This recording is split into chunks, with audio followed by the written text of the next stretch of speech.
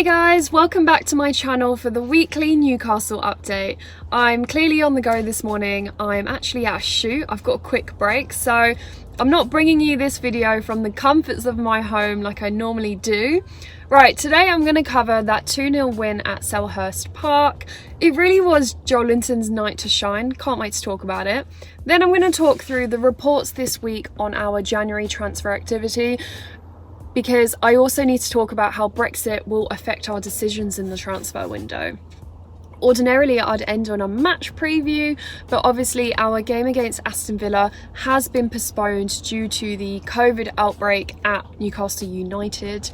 And I just hope that the players and staff members who've tested positive do have a speedy recovery.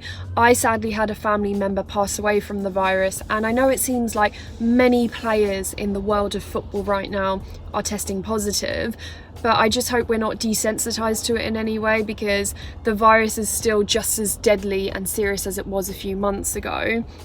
So let's not joke about it. Let's not moan that it's disrupting the football calendar when there's more important things at stake at the minute, people's health.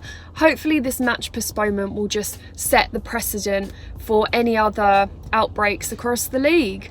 Right, let's get to the fun stuff. Let's jump into this update. Do subscribe if you haven't already and enjoy the video.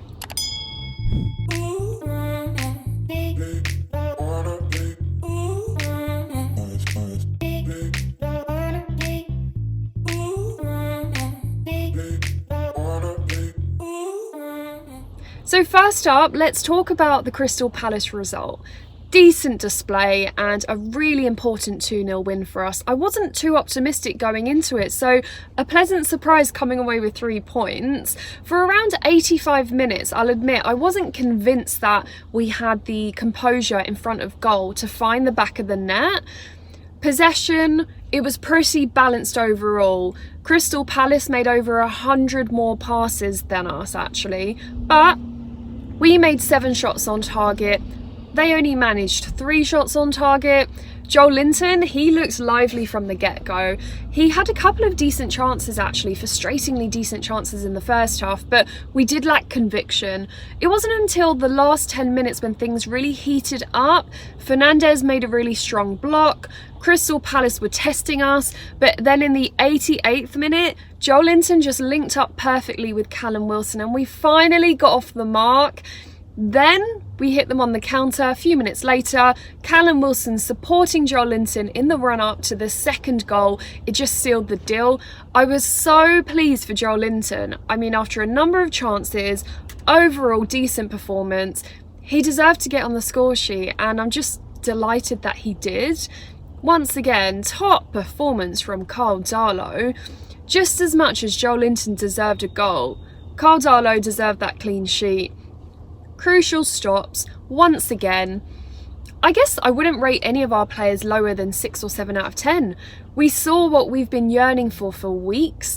Couple of lads working tirelessly up front with the support of the whole squad. So right now, I'm happy with that. Can we build on this? We'll have to see. It's going to be strange to see how the match postponement affects the momentum, really. So anyways, let's move on.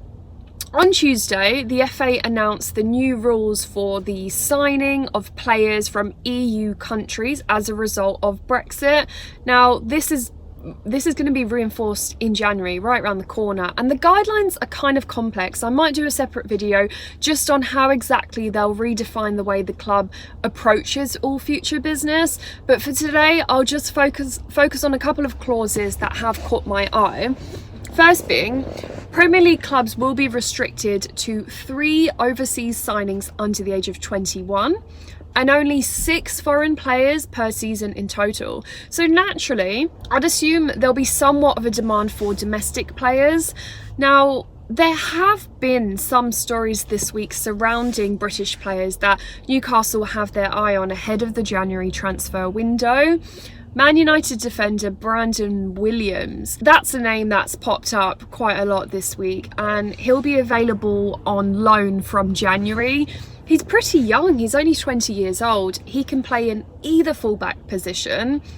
Newcastle are reportedly monitoring him. and his Man United contract is up in 2024. He's a graduate of the Man United Youth Academy, so I guess the club will be mindful of loaning him out to benefit his development, really. And I've only seen Brandon play a couple of times in 2 recent appearances, but surprisingly he doesn't look out of his depth amongst the first team players. He is confident, he's versatile, he's even got experience of Champions League football, and I did read that in the summer Southampton actually made a bid on him to sign him on loan. So if Steve Bruce and the team are serious about this, they'll really have to play it smart to get this young lad on board. What do you guys think of this prospect? I'm just personally pleased that we're scouting for defenders. It is an area that needs some attention, and I mentioned this in the Newcastle Q&A video. With injuries and an ageing back line, we need reinforcements, preferably young assets with bags of pace. Another interesting name that's doing the rounds is Chelsea centre-back Fikayo Tomori. Now, this season he's struggled for game time. He's a talented ball-playing defender, no doubt, but at 22 years old, I don't blame the guy for weighing up his options, because Lampard just isn't giving him regular starts, and he does maintain that he hasn't got a problem with him. It's just because Tomori is in a competitive squad. In the summer, an offer actually came in for him to head to West Ham, but I believe he refused.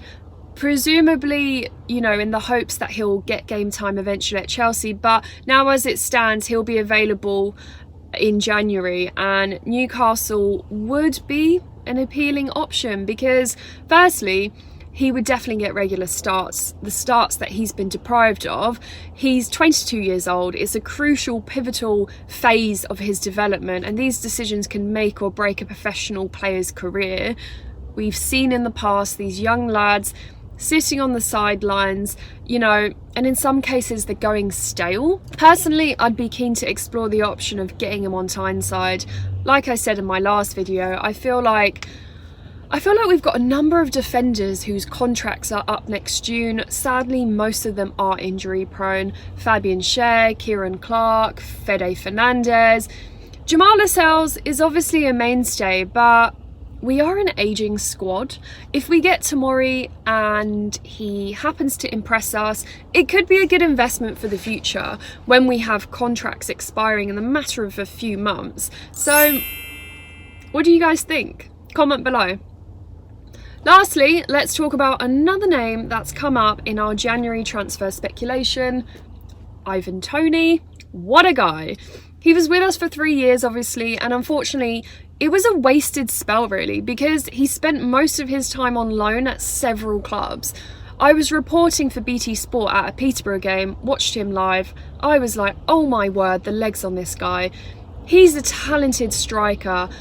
24 years old, he's currently at Brentford, scoring for fun, 13 goals so far this season and counting. I can't believe we let him slip through our fingers the first time. If we get anywhere close to signing him again, we have to do it properly. The only issue now is that he's attracted interest from all over, most notably Everton, and Ancelotti is actively working on improving the squad depth, and Ivan Toney is on his radar. Ivan himself said that he sees himself as a Premier League player. I'd be keen for us to get a backup striker in January, just because we never really replaced Muto, and Andy Carroll is not a reliable option. Will Dwight Gale maintain his fitness? Who knows? So yeah, we definitely need that backup striker. I just hope if we do make a move on Ivan Toney, because of his unsavoury first spell with us, there'd be no hard feelings that would see him favour an alternative offer, like an Everton, for example. I guess we'll have to see. Anyways, that's me done for today, guys. Hope you enjoyed watching this update. Do let me know your thoughts in the comment section below. Subscribe for more content like this. I'll see you guys next time. Bye!